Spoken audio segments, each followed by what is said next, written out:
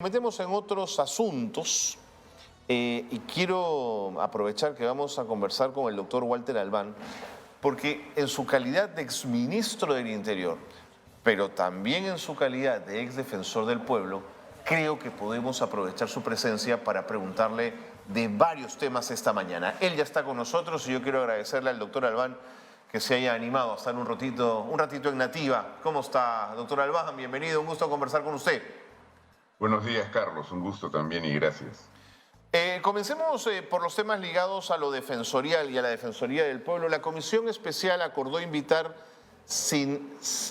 con cero nivel de meritocracia a los 3 candidatos a Defensor del Pueblo que se van a presentar ante el Pleno del Congreso. Yo quería preguntarle qué impresión le deja esto y qué sentido le hace haber renunciado a la meritocracia para la elección de nuestro Defensor del Pueblo o defensora. Bueno, Carlos, creo que este es un tema que tiene que verse desde varias aristas, ¿no?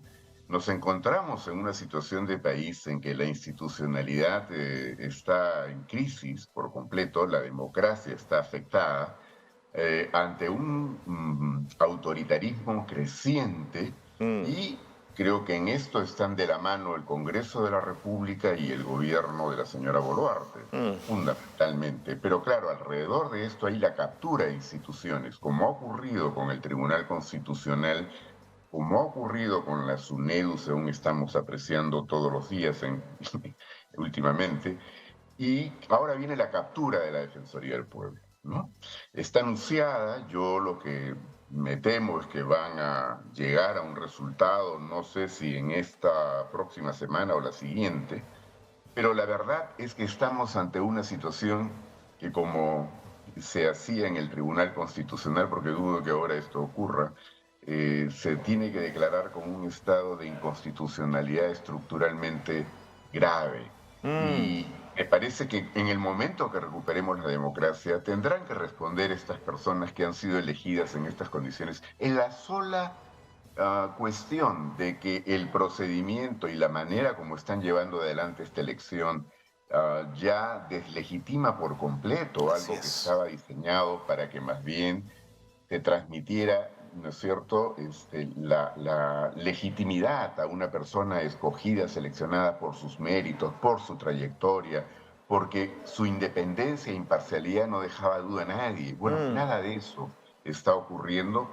Por supuesto que el problema viene de antes también, porque ha ido distorsionándose cada vez más, pero hemos llegado a un extremo y creo que quienes se animan a participar en estas condiciones se están autodescalificando como Así gente es. idónea. Yo no creo, pues, que un Congreso que no llega ni al 10% de legitimidad en este momento en el país, absolutamente desprestigiado, que no es capaz de enfrentar todos los problemas que día a día vamos conociendo, esté ahora en situación de otorgarle legitimidad a nadie, pero menos con un concurso totalmente amañado, nada transparente, manipulado desde la primera oportunidad y que ahora está refrendado ¿en qué? En una decisión del Tribunal Constitucional que a mi juicio es en sí misma inconstitucional, porque ya había un conocimiento en base a un amparo que promovió el Así es. Sindicato de la Defensoría del Pueblo, por el cual el Poder Judicial había dicho que el Congreso no podía continuar con este concurso si no tomaba determinadas medidas que garantizaran su transparencia y el cumplimiento de lo que la Constitución y la ley exigen. Nada de esto se va a respetar porque según el actual Tribunal Constitucional, no, el Poder Judicial no tiene ninguna posibilidad de interferir en lo que son decisiones que debe adoptar el Congreso. Una barbaridad, sinceramente, una vergüenza. Pero además, lo que ha hecho el tribunal con esta decisión es abocarse a una causa que está en un órgano jurisdiccional, es decir, ha contrariado el artículo 139 de la Constitución. Sí, señor. Todo esto, por eso repito, tendrá en su momento, cuando recuperemos la democracia plenamente en el país, que ser revisado. Yo no creo que ninguna autoridad elegida en estas condiciones pueda permanecer mucho tiempo en una función así. Fue de tal magnitud este desatino del Tribunal Constitucional que los propios jueces de la República le enviaron una carta al presidente del Poder Judicial diciéndole: oiga, usted defienda los fueros jurisdiccionales frente al atropello del Tribunal Constitucional, Walter. Es decir, digamos, habían alertas y había muchísimas evidencias de lo que se estaba haciendo era un atropello. Y ahora que has hablado de debilidad institucional, aprovecho para preguntarte, ¿no te preocupa que el Congreso arremeta, como ha anunciado, contra el Jurado Nacional de Elecciones y la OMPE, destituyendo, digamos, de facto a las cabezas de las mismas instituciones?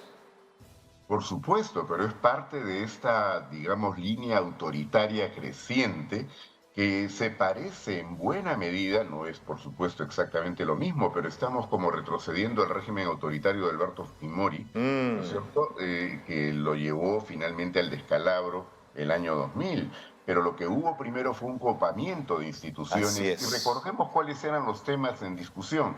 Había que retirarse el sistema interamericano de derechos Es humanos, verdad. había que traer toda la soberanía al país, había que respetar las decisiones que se tomaban en ese momento en un ministerio público controlado por el señor Montesinos Mm, directamente a través de Blancanelli y Acolán, y por gente en el Poder Judicial como el señor Medrano, que también obedecía, ¿no es cierto?, a las consignas e indicaciones del señor Montesinos y del gobierno en general, porque no podemos hacer esta por separación que supuesto, otros por supuesto. quieren hacer. Es como que ahora el fujimorismo quiere decir que no tiene nada que ver con Joaquín Ramírez, por Dios. Creo que insulta la inteligencia de los peruanos ese Mm. tipo de afirmación.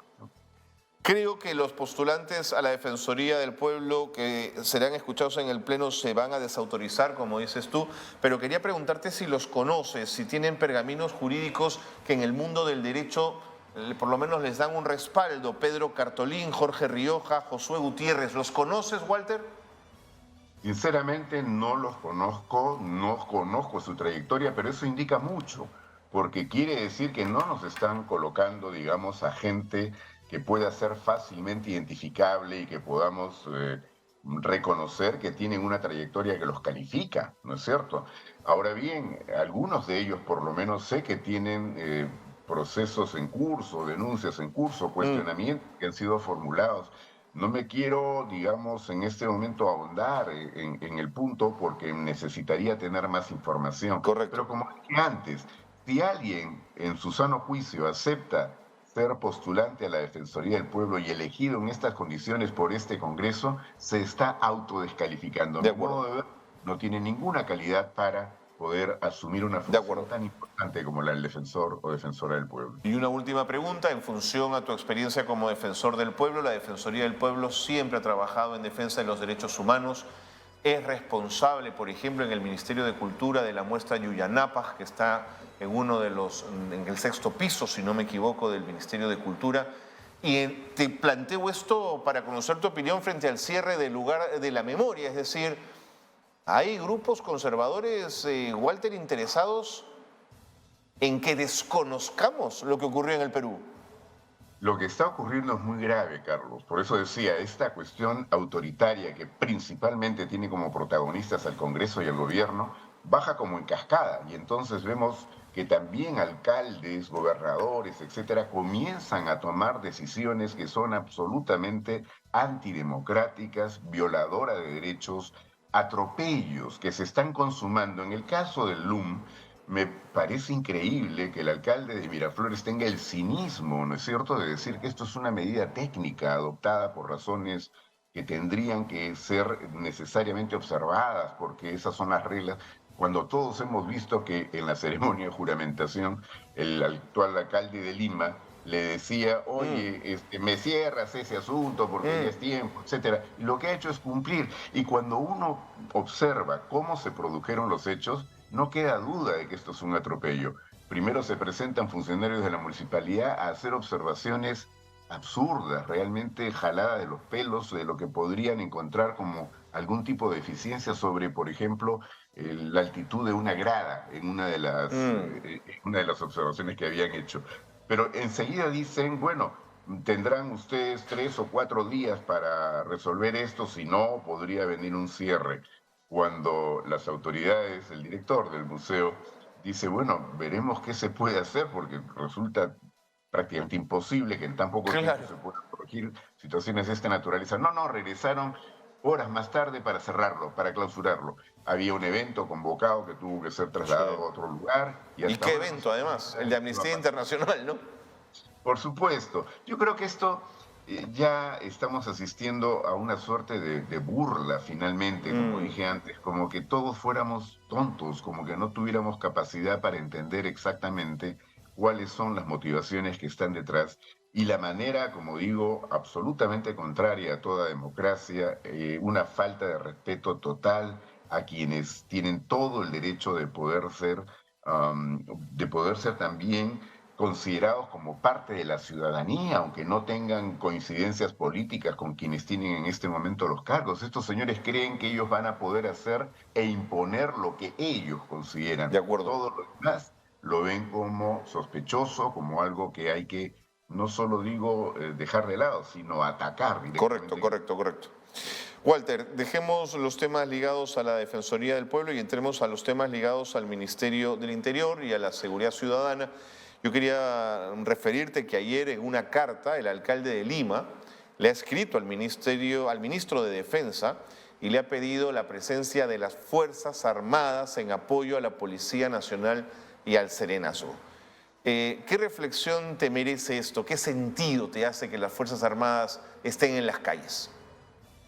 Bueno, es una tontería más de las que ha señalado este señor alcalde, ¿no es cierto? En un primer momento pidió que nos encomendáramos a las oraciones para poder resolver los problemas de la ciudad, después dijo que había que poner macetas para ahuyentar a los delincuentes, y ahora sale con este absurdo que es muy peligroso, porque en realidad esto es caer en el facilismo de creer que problemas tan complejos como la Así creciente es. criminalidad que tenemos en el país se van a resolver porque ponemos un tanque en las plazas o porque ponemos personal de la Fuerza Armada con sus fusiles listos para disparar a quien contravenga el orden. Es absurdo.